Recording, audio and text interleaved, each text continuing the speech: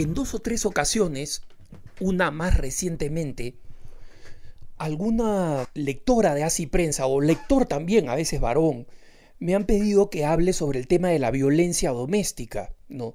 Y una de las razones por las cuales no encontraba mucho ángulo, honestamente, no es porque la violencia doméstica sea un tema poco importante, es un tema gravísimo. Es decir, el, el abuso físico, verbal, psicológico, usualmente del hombre hacia la mujer, es en la gran mayoría de los casos, no son los únicos, o en ese mismo escenario hacia la mujer y o los hijos. Y lo decía porque es como si me preguntaran: Alejandro, ¿puedes hablar sobre el robo? Es obvio que el robo es un crimen, dependiendo de su naturaleza, en general es un delito, y muchas veces involucra el robo por sí mismo la violencia o la amenaza de violencia. Sin embargo, cuando he ido viendo cómo el tema de la violencia doméstica realmente contamina muchas de las comunidades hispanas en los Estados Unidos o fuera de los Estados Unidos, porque las preguntas me las han hecho básicamente hispanos en Estados Unidos, me doy cuenta que muchas veces los hermanos que están tratando de ser buenos católicos no son conscientes que la violencia doméstica es un pecado grave y que desdice de los esfuerzos por ser católico. Muchos santos tempranamente en la iglesia, es decir, de los primeros padres de la iglesia, de los primeros grandes pensadores y santos en la iglesia, señalaban que el primer pecado contra el que había que combatir, sin importar la gravedad de los pecados, era cualquier pecado contra la caridad. Porque uno puede tener pecados personales serios, pero el pecado que directamente se inflige contra el otro es el primer pecado que debe desaparecer. Y en consecuencia, nadie puede decir: yo soy un buen católico o voy camino a ser un buen católico, si al mismo tiempo agredo verbalmente o físicamente a mi esposa, a mis semejantes o a mis hijos. Hay que comprender que en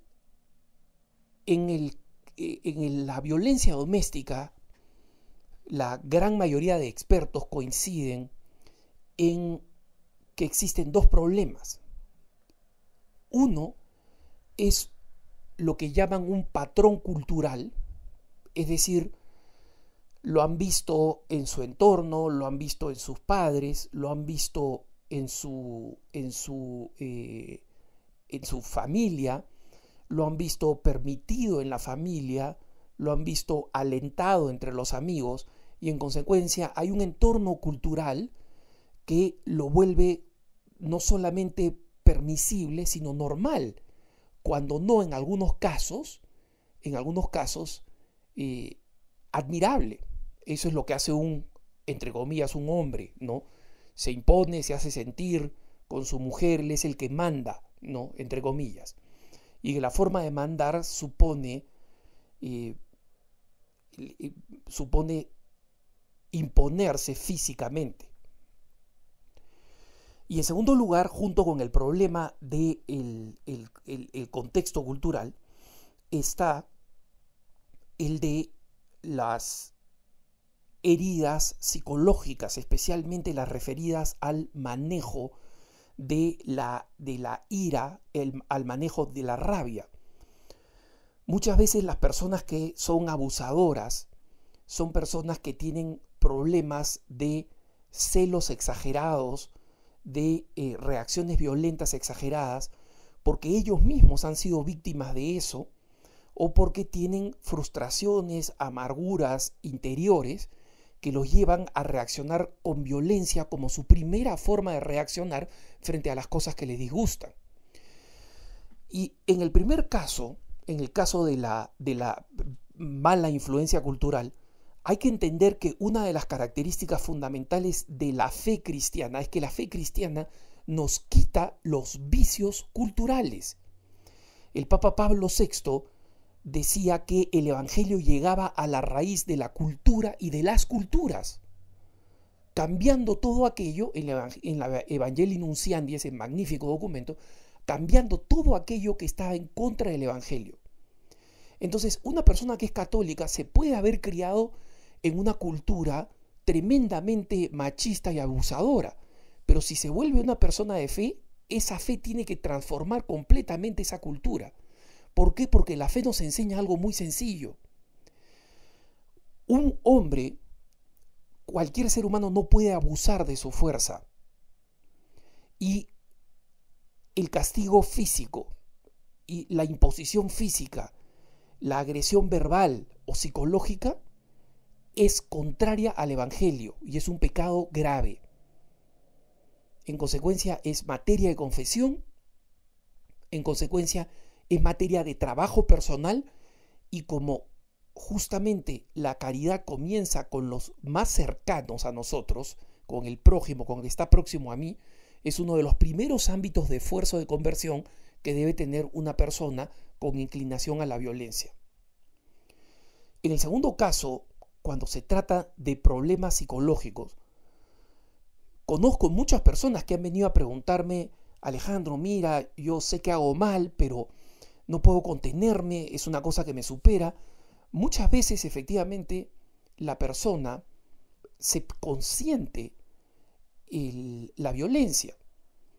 Es verdad que existen situaciones extremas en que una persona no puede contenerse. En ese caso, esa persona necesita consejería psicológica, necesita consejería. Y las personas que le aman, especialmente la esposa, los hijos que son víctimas de estas explosiones de ira y de su abuso, tienen que decirle cada vez que esta persona pide perdón o se acerca, decirle: mira, yo te perdono, pero esto se repite una y otra y otra y otra vez. Tú dices que tú no querías hacerlo, pero lo sigues haciendo, y un día vas a estallar de una forma en que no solamente nos vas a golpear y no solamente vas a seguir envenenando cualquier relación, convirtiendo lo que debería ser amor en miedo, en una relación de terror, porque por más que tú nos ames, cuando te vemos venir, vemos una bomba de tiempo a punto de explotar caminando hacia nosotros. Sino que tienes que comprender que si tú no puedes controlarlo, tienes que cambiar. Ahora, miren, hermanos, eso de que no se puede controlar es bastante relativo. Yo he visto personas con ataques de ira que frente a situaciones extremas como el estar frente a su jefe, el estar frente a una persona con la cual no quieren quedar mal, son capaces de contenerse, por lo menos hasta más tarde, o a veces hasta que se le pase. Pero cuando están con las personas que suelen abusar, no se contienen. ¿Eso qué cosa quiere decir? Que por más que el deseo de agredir a la persona física, verbal o psicológicamente sea intenso, estas personas en otras circunstancias, bajo presión, cuando está en juego algo que le resulta importante, como mantener el trabajo, por ejemplo, o como el quedar bien frente a personas cuya valoración consideran muy importante, estas personas demuestran que sí tienen la fuerza de voluntad, simplemente que no quieren ejercerla, porque obviamente ir en contra de sentimientos repentinos, explosivos, intensos, cuesta esfuerzo.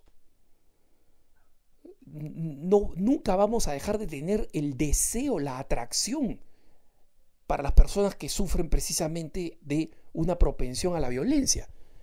Pero justamente tienen que comprender que si valoran más a aquellas personas que dicen amar, tienen que hacer el esfuerzo.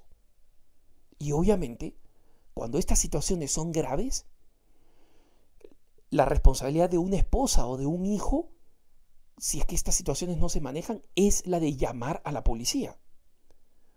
Porque Hermanos, conozco demasiadas personas que han actuado demasiado tarde, cuando en una de esas explosiones de ira, los agresores, los perpetradores de la violencia doméstica, han hecho tal daño físico a las personas que aman, que en algunos casos, cuando no las han matado, las han dejado gravemente dañadas. En consecuencia, la violencia doméstica no puede ser algo que conviva con un ser humano, mucho menos con un cristiano. Que tengas un buen día.